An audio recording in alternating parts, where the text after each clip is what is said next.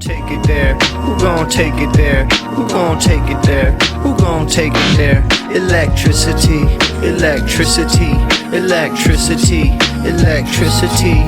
You know what's in the air, you know what's in the air, you know what's in the air, you know what's in the air. It's possibility, it's possibility, it's possibility, it's possibility.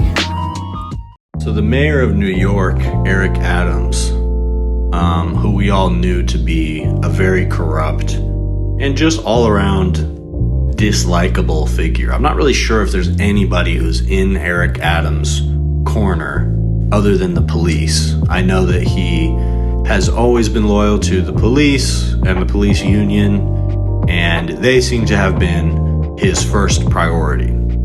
And now I think that we're seeing the logic behind that a little bit, which I'll get to a little later. But Eric Adams, not too long ago, was indicted on corruption charges for essentially accepting bribes and misappropriating funds, and the charges were defrauding the United States in terms of taking money from taxpayers, using them for flights, and other sketchy things like that he was doing. He was taking flights to some country, I think it was Turkey, and he had some sketchy relationships with leaders in Turkey that were paying for him to fly back and forth. And I think, you know, in similar to Trump fashion, he had some kind of business deals that he was working on there and that sort of thing. But he was using tax dollars to do it. And just yet another example of a public official thinking that it's his right to appropriate funds, whether it be campaign funds or public funds, tax funds, whatever, to whatever he wants to do, and to just kind of figure it out later, figure out the explanation later. We saw this from Kyrsten Sinema. You see this from Joe Manchin. Pretty much all Democrats, all elected officials, you know, take sort of sweetheart trips. These fucking Supreme Court justices, for Christ's sake, are like going on cruises and taking all kinds of gifts from billionaires that they end up representing cases about. So this is the kind of corruption that we're seeing in America. Pretty standard quid pro quo stuff, and it's most juicy when it is attached to some kind of foreign malfeasance. Or in the case of that guy, Bob Menendez, these gold bars that he had in his hiding in a closet. Who the fuck knows where he got those from? So he was also charged and removed from office by the Democrats, which was like, you know, bare minimum. And then what does that guy do? But he turns to the Republican Party and he starts praising Trump and essentially appealing to Trump on the basis of getting some kind of pardon or something. I'm not really sure what a Democrat who has been kicked out of office has to offer Trump.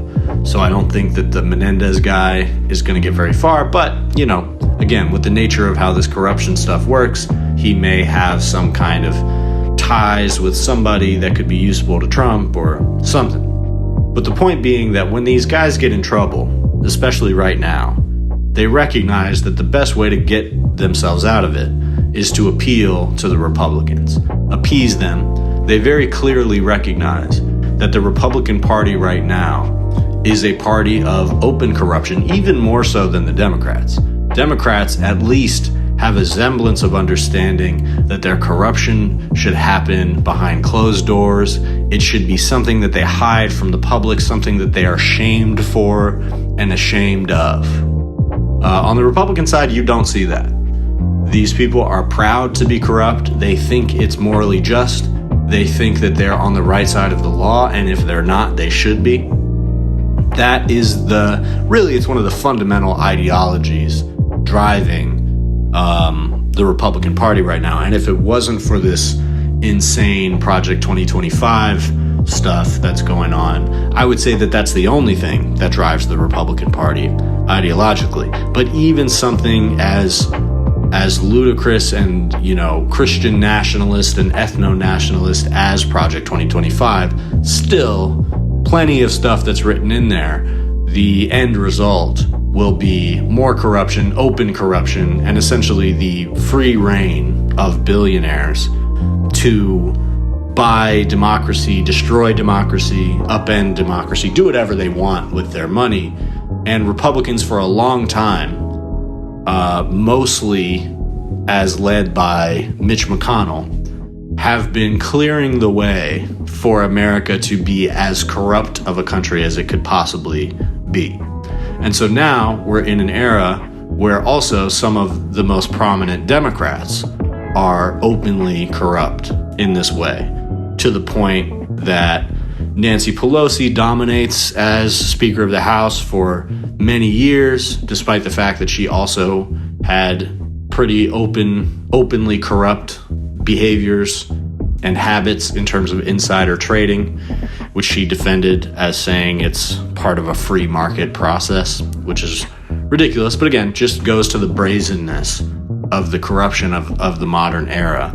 And then the only person that they allow to replace her is this Hakeem Jeffries guy who is totally whipped by corporate America. He's going and trying to appeal to Silicon Valley giants to try to curry some favor to them. What does that look like? That looks like concessions. That looks like Democrats as a whole, this powerful Democrat, is going to nix even the modest opposition positions that Democrats had to big tech, things that someone like Lena Khan made a lot of progress on. But even still, it's not like we're not talking about transformative change. We're talking about companies not being able to screw people over in the ways that have become normalized.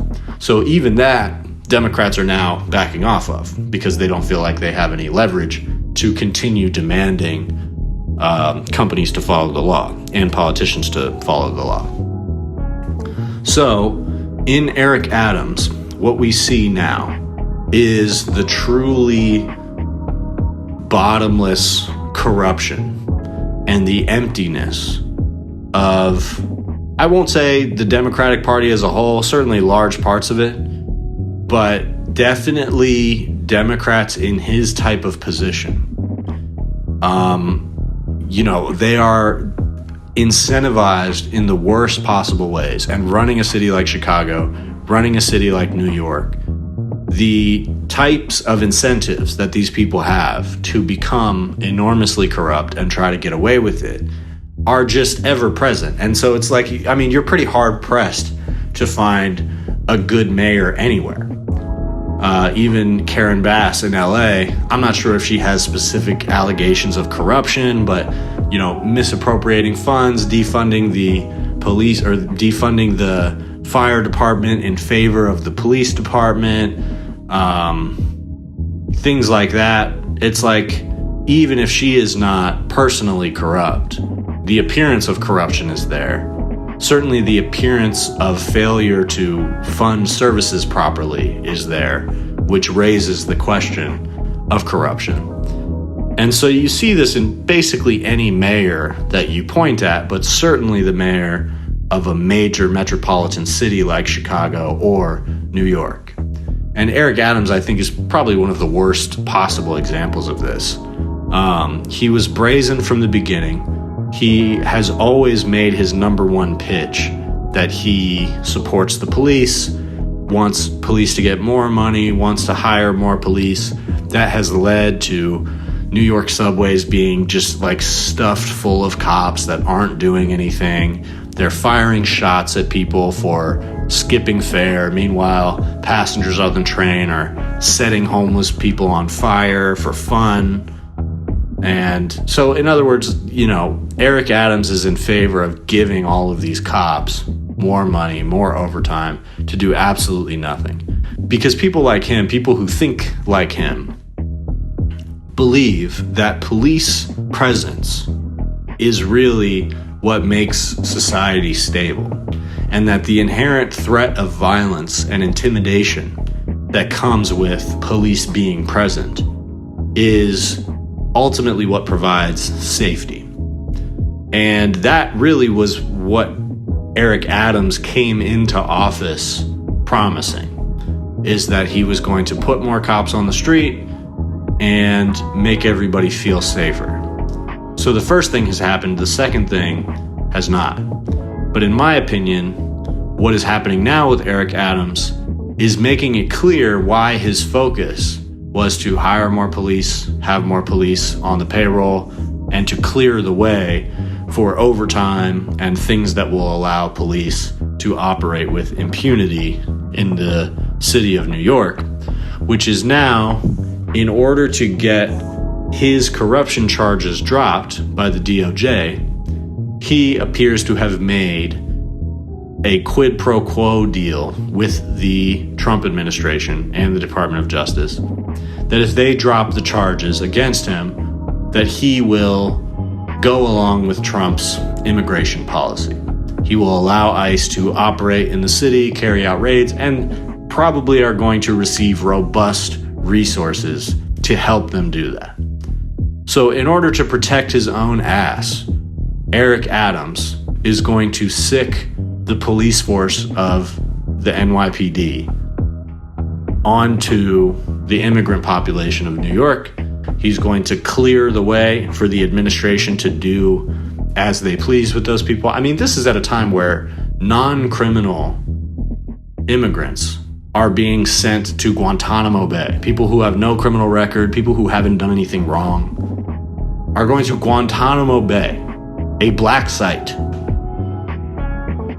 a place that only exists because America doesn't owe anybody any rights when they're on that soil, at least constitutionally. That's why Guantanamo Bay exists. That's why we've held on to it all this time.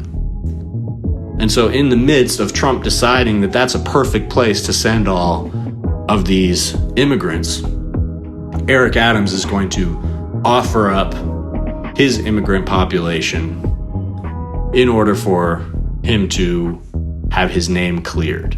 And this is in New York. This is a sanctuary city. So we see in this, in multiple ways, a preview of the type of governance that Donald Trump's administration really foresees. This is what they really want. They want a country that is run by the wealthy and by people who are willing to do what the wealthy say. And that's it. Nobody to get in the way of those people. There's nobody who's a watchdog or a judge or anybody who's trying to make sure the rules are being followed. Essentially, this is a full realization of the idea that the law applies to the poor and not to the rich. And anybody who does the rich's bidding, anyone who does the bidding of the administration, is going to be protected by the law.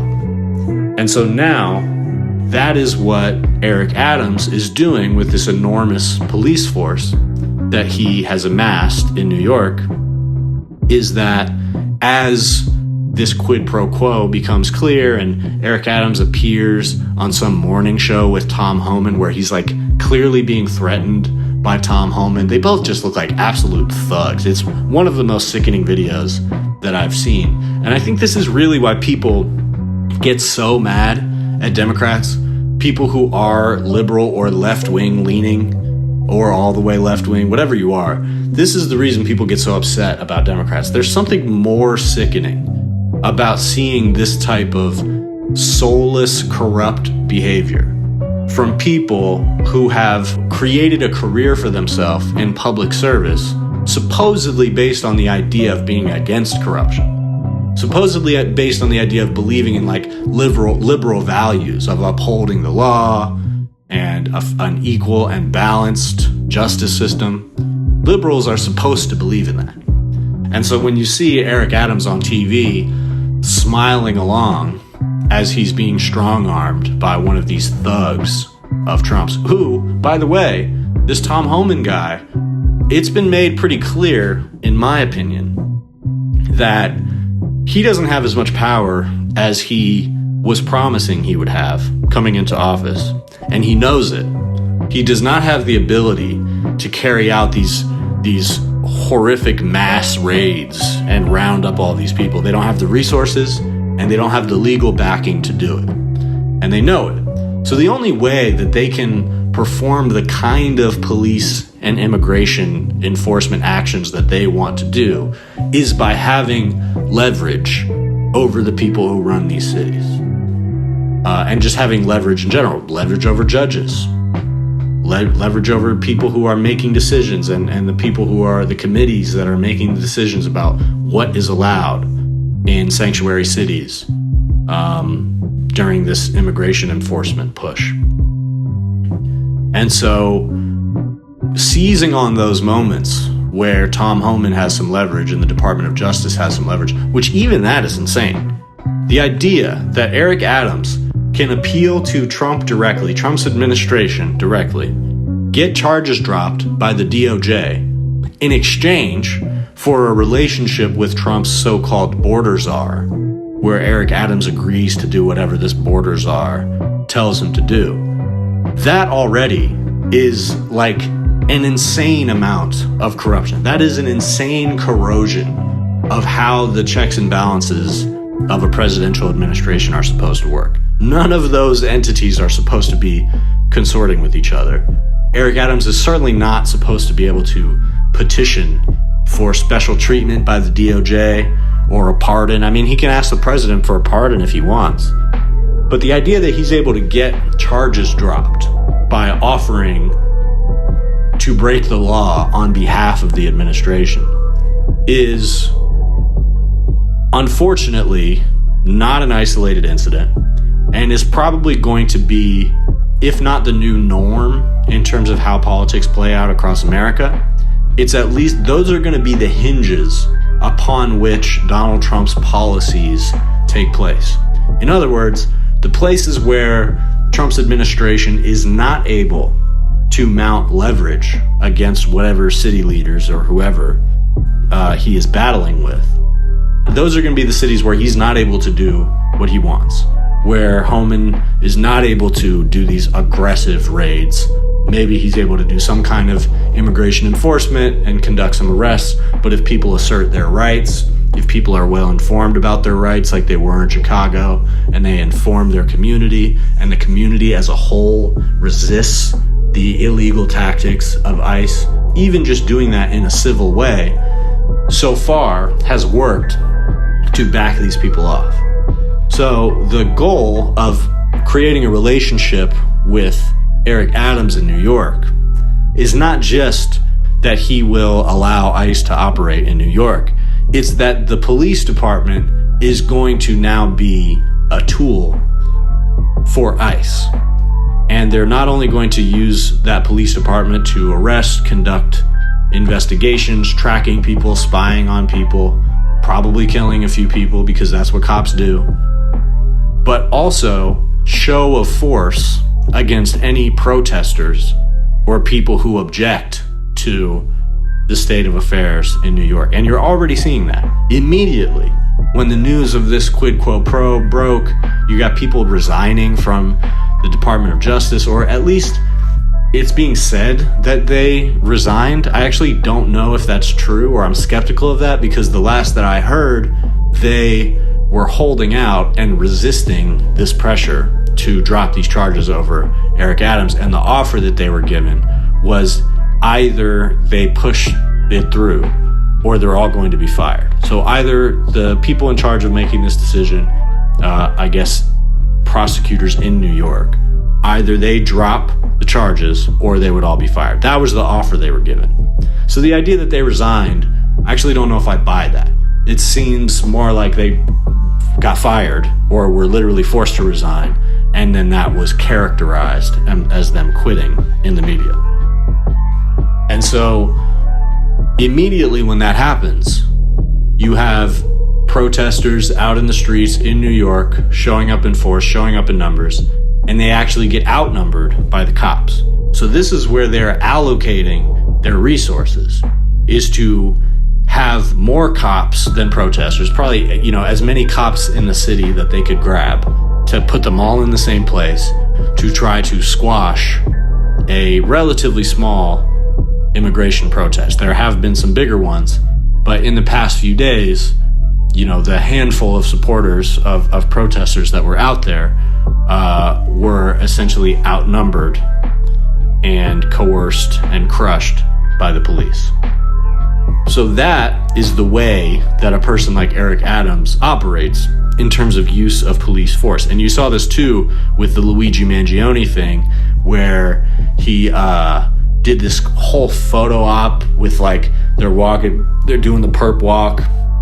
They got Luigi in handcuffs and they have this like huge army of police behind them. It's all about the image. It's all about the image. And that is what Eric Adams understands that Donald Trump likes. Donald Trump did the same thing in his first administration in order to crush the Black Lives Matter protests. It's about show of force. You want people to think that there's too many police. The police are going to force them back, and if they push back against the police, that they're going to be injured or killed. You want to instill that impression within protesters, immigrants who are hiding, whatever, using that show of force to essentially make people afraid and force them to comply. And so that is what Eric Adams has capitulated to. In some ways, that is what he has been in position to do the entire time he's been in office.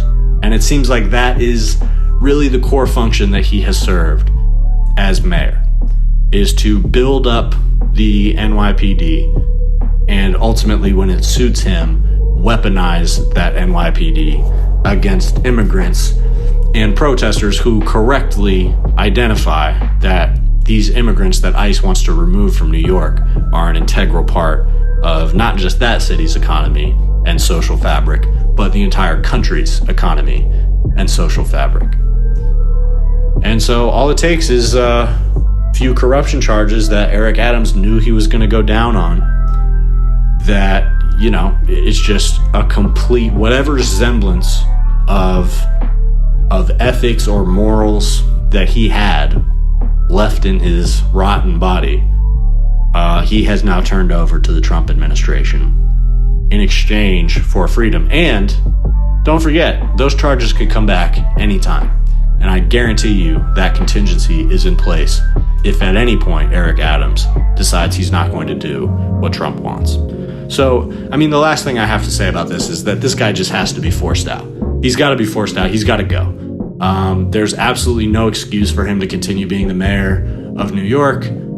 He said he plans to run again. I don't know when the next election is, but all I know is that he has to go. And Donald Trump seems like an unbeatable enemy in terms of his administrative power right now, but even he's not. Even he can be forced out, and I think that we should set our sights on that as aggressively as possible. But certainly Eric Adams. Eric Adams has to go. He is not an unbeatable enemy. This is a Democratic mayor in New York. If a mayor of New York cannot be forced out of office, then the country is truly at a point of no return. So I don't think that that's the case, at least not in the case of New York. And I think that if we want to set any type of good precedent going forward about corruption in the government, we have to start there. People like Eric Adams cannot think that they can not only get away with crimes and misappropriation of tax funds, but that they can use the police force to protect themselves and to squash resistance against them. A president having that type of maniac delusion at least makes sense. That's the kind of thing that you see in movies or whatever. The federal government is enormously powerful.